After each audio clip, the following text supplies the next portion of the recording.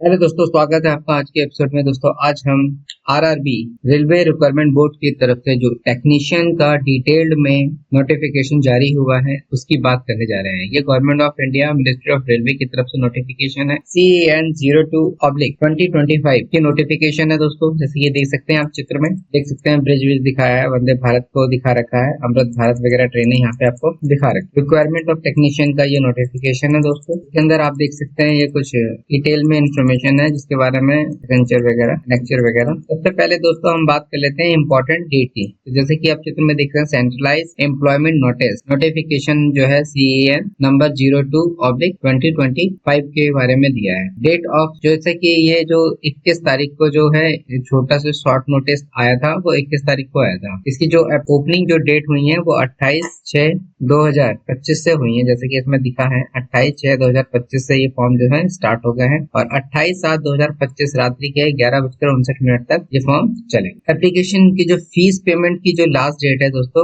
वो 30/7/2025 रखी गई है। मतलब 28 तारीख फॉर्म की एप्लीकेशन की लास्ट डेट है रजिस्ट्रेशन करने की और 30 तारीख तक आप ये फॉर्म भर सकते हैं। मॉडिफिकेशन की जो विंडो ओपन होगी दोस्तों वो आपकी ओपन होगी आपकी 1 अगस्त 2025 से 10 अगस्त 2025। दोस्तों क्या होता है कि कभी कभी जल्दीबाजी में फॉर्म भरते समय हम कुछ गलती कर देते हैं स्पेलिंग की या किसी भी चीज की, मिस्टर मिसेस वगैरह की, तो उसको करेक्शन करने के लिए जो विंडो ओपन होगी वो 1 अगस्त से स्टार्ट होगी, 10 अगस्त तक चलेगी। इस बीच आपको अपना करेक्शन कर देना है अगर आपने गलती से फॉर्म को गलत तरीके से भर दिया गया है तो। Eligible scribe candidate must provide the scribe details application portal. देखिए स्क्राइब अगर आप फिजिकल हैंडीकैप हैं, जिनके हाथों में दिक्कत है, जो लिख नहीं सकते हैं, उनके लिए स्क्राइब होता है।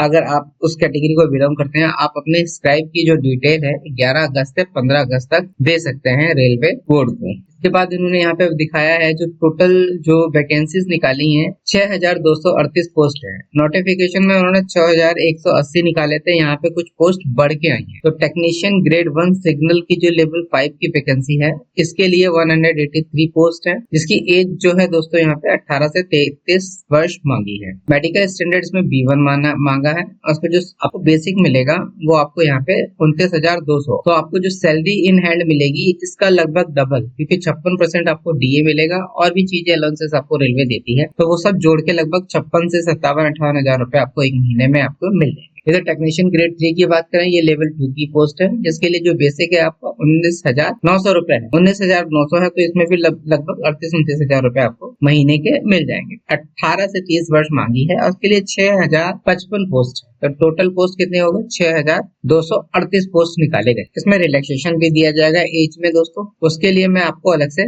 बता देता हूँ। देखो सिलेक्शन की बात करें तो इसमें आप सिर्फ और सिर्फ 3 ही, एक तो एग्जाम होना है दोस्तों आपको, और एक एग्जाम के बाद आपको DV होगा अगर क्वालिफाइड हो जाते हैं तो, और आपको मेडिकल होगा। ये यहाँ पे स्पष्ट रूप से दिया हुआ है। तो देखिए मेडिकल फिटनेस के बारे में दिया है A1, ठीक है, A3, B1, B2 और C3।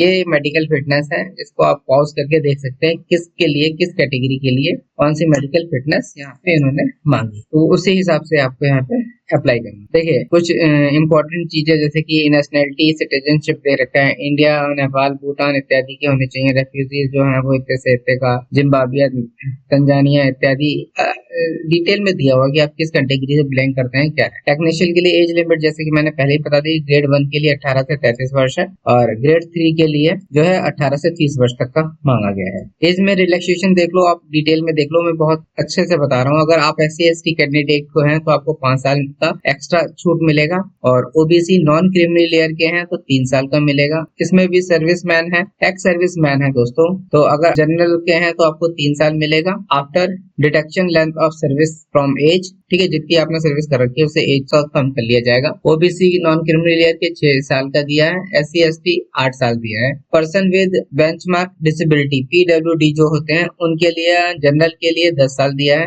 एक्स्ट्रा 10 साल मिलेंगे आपको। OBC के लिए 13 साल मिलेंगे, SC/ST के लिए 15 साल मिलेंगे। Candidate group C and while group D railway staff with minimum 3 year service. देखिए जो कैंडिडेट रेलवे स्टाफ है 3 साल कर सके हैं उनके लिए 40 साल एज तक वो भर सकते हैं। 43 तक ओबीसी के भर सकते हैं, जनरल के लिए 40 साल और एससी के 45 साल एज तक के वो भर सकते हैं। फीमेल कैंडिडेट के लिए भी है, और डाइवोर्स है, विडो है, जुडिकल सेपरेट रह रही है, तो अगर जनरल जो है अनरिजर्व है उनको 35 एज मिली हुई है, और ओबीसी नॉन क्रिमिनल 38 है, एससी एसटी को 40 एज तक आप इसके लिए अप्लाई कर सकते हैं। ये एज में डिटेल में दे दिया इन्होंने, एज किसको कितनी एक्स्ट्रा हम छूट दे सकते। इसी तरीके से ये ग्रेड 3 की है, आप देख सकते हैं डिटेल में। दोस्तों इम्पोर्टेंट आप बात कर लें, इसमें एक इम्पोर्टेंट दे रखा है, देखिए डिग्री डिप्लोमा, ये देखिए degree diploma engineering will not be accepted, ठीक है, leave course completed apprentice ITI for the post technician level 2 unless otherwise specified graduate apprentice act apprentice will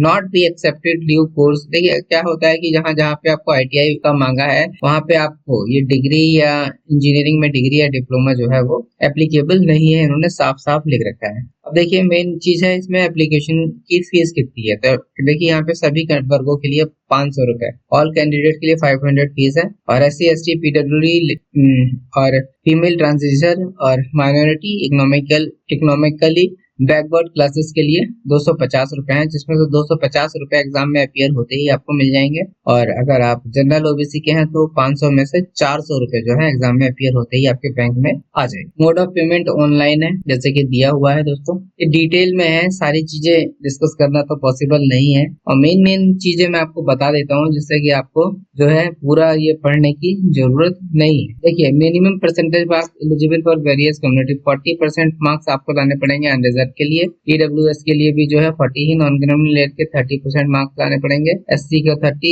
ST को 25, is applicable for ex serviceman category, 2% marks extra को छूट मिल जाएगी candidates in case of PWD. लगभग हर stage में आपको 35% वगैरह लाना पड़ेगा। ये देखिए ये इन्होंने एक टेक्नीशियन ग्रेड 1 का जो एग्जाम होना है उसमें क्या क्या सब्जेक्ट पूछे जाएंगे, कितने मार्क्स कितने नंबर के होंगे, ये सब दिया है। जैसे कि सब्जेक्ट जनरल अवेयरनेस पूछा जाएगा 10 मार्क्स का, 10 क्वेश्चन होंगे उसके अंदर। Intelligence and reasoning, general intelligence reasoning के 15 क्वेश्चन होंगे 15 नंबर के। इसी तरीके से बेसिक कंप्यूटर एप्लीकेशन के 20 क्वेश्चन होंगे आपके और 20 ही मार्क्स मिलेंगे आपको। इसी तरीके से मैथमेटिक्स के 20 क्वेश्चन 20 मार्क्स मिलेंगे। जनरल साइंस इंजीनियरिंग के 35 क्वेश्चन होंगे, 35 मार्क्स आपको यहाँ पे दिए जाएंगे। तो ये टेक्नीशियन ग्रेड सिग्नल 1 का था। इसी तरीके से ग्रेड 3 का है दोस्तों, और उन दोनों का जो है ना 90 मिनट्स मिलेंगे आपको 100 क्वेश्चन के लिए, ग्रेड 1 एंड ग्रेड 3 में, और दोनों ही में आपको नेगेटिव मार्क्स का सामना करना पड़ेगा। नेगेटिव मार्क्स दिए जाएंगे अगर आपको गलत होता है तो 1/3। सीबीटी जो है 1 का यहाँ पे होने वाला है। ये देखिए ये ग्रेड 3 के लिए दिया है, मैथमेटिक्स 25 नंबर आएंगे क्वेश्चंस 25 मार्क्स के। जनरल इंटेलिजेंस एंड रीजनिंग जो है 25 मार्क्स की आएगी, 25 क्वेश्चन। जनरल साइंस 40 क्वेश्चन होंगे 40 मार्क्स के। जनरल अवेयरनेस के 10 क्वेश्चन होंगे 10 मार्क्स के। इसी तरीके से 100 क्वेश्चन टोटल पूछे जाएंगे 100 मार्क्स के, जो कि 90 मिनट्स में होंगे। इसके बाद डॉक्यूमेंट वेरिफिकेशन होगा। सीधे डॉक्यूमेंट वेरिफिकेशन में क्या क्या चीजें चाहिए वो आपको डिटेल में आप देख सकते हैं। उसके बाद आपका मेडिकल होगा, मेडिकल के बाद आपको ज्वाइनिंग लेटर जो है वो दे दिया जाएगा। इसके सर्टिफिकेट कौन कौन से चाहिए, सिग्नेचर, देखिए स्पेसिफिकेशन सिग्नेचर वगैरह के बारे में दिया है, कितने केबी का कितना बाई कितना होना चाहिए, ये सारी चीजें डिटेल में दी हुई। मुझे लगता है मैंने आपको जो मेन चीजें थी वो आपको इस वीडियो में समझा दी है। दोस्तों मिलते हैं आपसे नई अपडेट में, जॉब की नई डिटेल में। आपको अगर ये डिटेल जो नोटिफिकेशन निकला है डिटेल में पढ़ना है तो इसका लिंक मैंने डिस्क्रिप्शन में दे दिया है, आप वहां से इसको देख सकते हैं। मिलते हैं आपसे नई वीडियो में, तब तक जय हिंद जय भारत।